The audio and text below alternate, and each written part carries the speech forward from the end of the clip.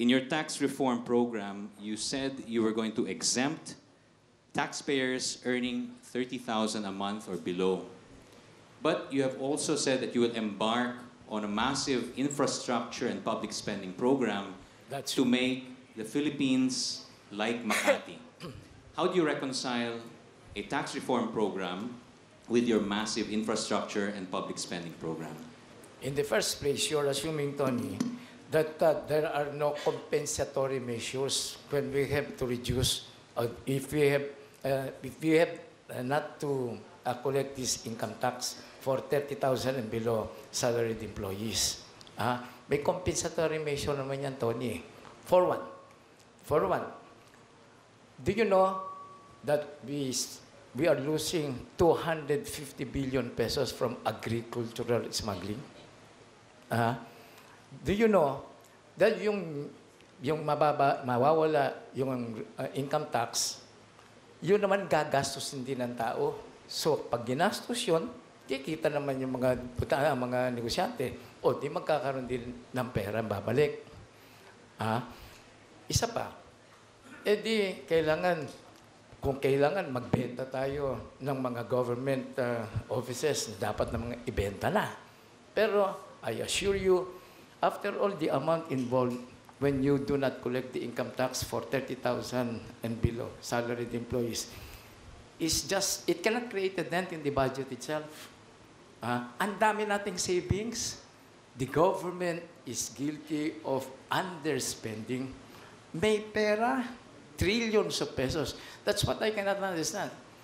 You know, tanong mo sa NEDA, ba't hindi natin taasan ang sweldo ng mga empleyado? Sir, taon-taon nag-aaway ho kami dyan, nagkakasigawan.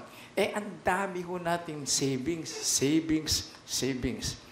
This government wanted to be known as a government na maraming savings. Pero hindi yan ang trabaho ng government. Ang trabaho ng government, after all, sa GNP, kasama yung government consumption para makapagbigay ka ng kalidad na serbisyo. Huwag kang matakot, Tony. Hindi mawawala yung pera. Secretary Mar, would you like to react to that since he brought up the question about savings and underspending? Mahirap mag-react. Hindi ko medyo convoluted yung analysis or thinking. No? Pero simple lang po ito. Unang-una, sa lahat sa amin dito, ako lang ang nakapagpasa ng batas kung saan ang minimum wage earner, in fact, exemptions up to the first 100,000 pesos ng tax earner per year ay hindi na bubuwisan. Yan, nagawa ko yan nung ako'y nasa Senado. Bukas ako sa pag-review ng tax code para pababain ang singil sa ating mga empleyado, subalit hindi during election period. VP Binay? Hindi ko maintindihan kung ano relasyon na sa election period. That is a continuing request, demand of salaried employees na alisin na yung income tax sa kanila. Kasi talagang, alam mo yun, yung 30,000, 1,000 per day, 30 days, 30,000. Kailangan ho yung mabawasan ho yung binabayaran sa buwis. Double taxation no, inaabot na salaried employees. May income tax, meron pa sabat. Ms. Lucci, sa tingin ko ang punto nito ay ito. Dapat may permanenteng trabaho ang ating mga kababayan at wastong kita. At kahit nababaan natin ang kanilang mabuwis na importanteng gawin natin, kailangan rin natin maglikha ng trabaho. Kasabay ng pagbaba ng income tax, kailangan din natin babaan ang corporate income taxes. Bakit? Sapagkat dito sa Pilipinas, nasa 30% ang ating corporate income tax. Sa ibang bansa sa ASEAN, ang average ay 25%. Ba't sila mamumuhunan dito kung sa ibang bansa mas mura? Ms. Lucci, dadagdagan ko lang. Ang importante dito, ang pinagkakakitaan ng ating mga kababayan. Buwis ang pinag-uusapan dito. Anong bubuwisin mo kung wala naman silang kinikita? Ang importante dito ay yung kikitain ng ating mga kababayan. Yung ating mga housewives, yung ating mga wala pang trabaho, yung mga part-time, lahat po yan ay mahalaga na meron silang kakayahan, meron silang kapital na magagamit para kumita sila. Lahat yan ay walang buwis dahil lahat yan ay hindi naman sakop sa ating formal economy. Mayor Duterte. Yes, it is a very sad commentary that actually, year after year, the appropriations are good. The problem is in the implementation. Because corruption estimated about 30% of the total budget for it goes to corruption. Kung walang corruption, straight implementation, there's really no problem in our country. We can survive and we can do it. Natutuwa ako na si Mayor Digong ay sinasabi niya yung aming motto na kung walang korap, walang mahirap. Yan ang ating ginagawa sa Daang Matuwid.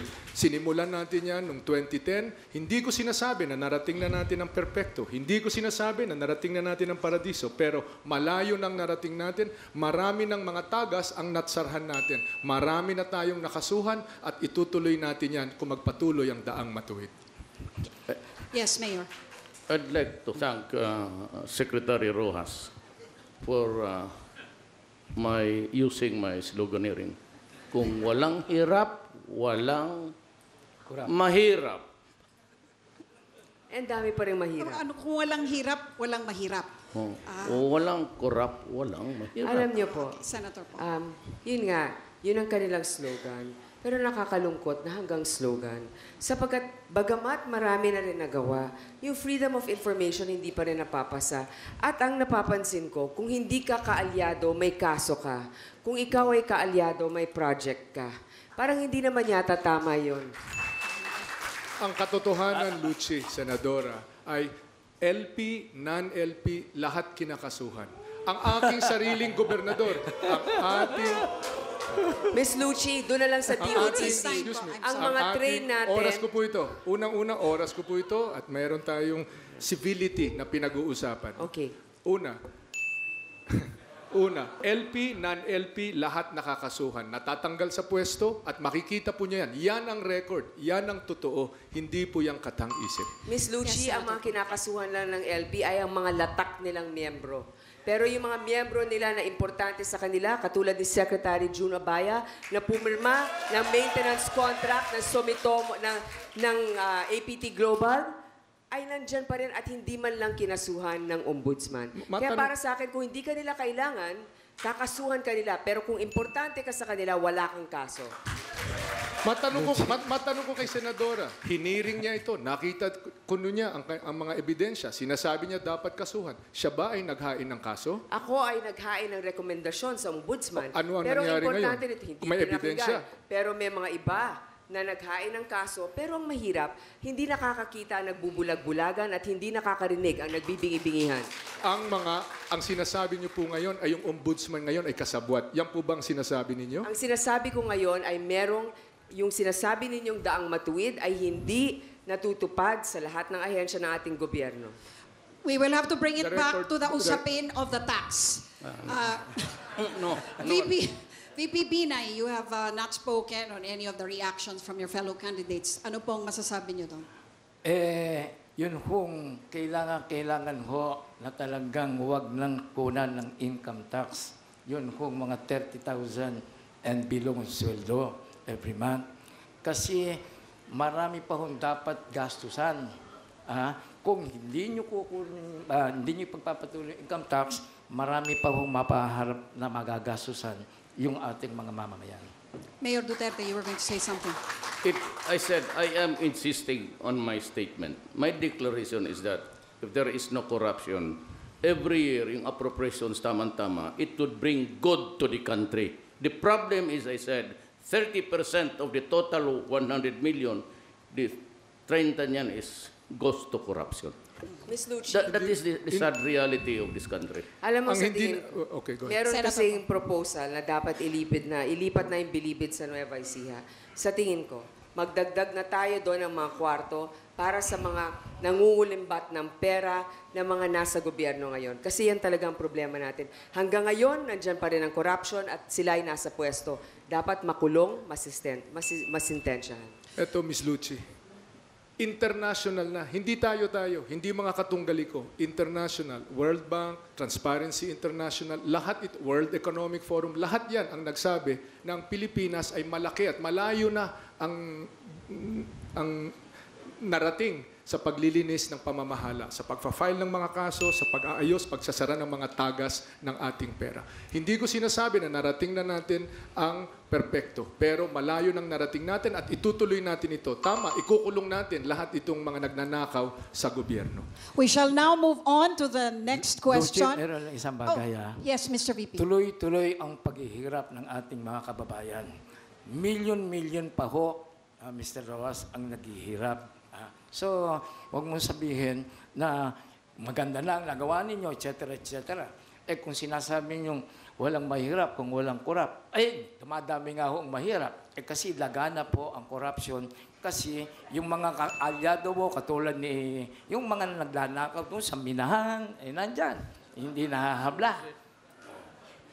Lahat po ng mga hinahabla ay pantay sa tingin ng batas. lahat po yan. Kung dapat nakasuhan, kinakasuhan. Makikita po ninyo ang record ng Sandigan Bayan. Alam po ninyo yung Sandigan Bayan. Diyan po may kaso ang inyong pamilya sa pagnanakaw. No? Yan po sa Sandigan Bayan, makikita po nila Liberal Party, Non-Liberal Party. Basta nagnakaw ka, basta may ebidensya, kakasuhan ka at dyan huhusgahan ka kung guilty o not guilty. Yan po ang patakaran natin. Yun. Pagkatapos magkaroon ng paglilitis, saka mo sabihin kung magnanakaw nga o hindi. Ititigil na po natin dito dahil nalilihis. nalilihis na po ang ating usapan na babalik po sa korupsyon. Ang tanong lang naman po ay kung anong paninindigan tungkol po sa pagbabawas ng income tax, particular sa mga 30,000 at kung papaanong babawiin sa budget ito. We will now move on to the next question. Ang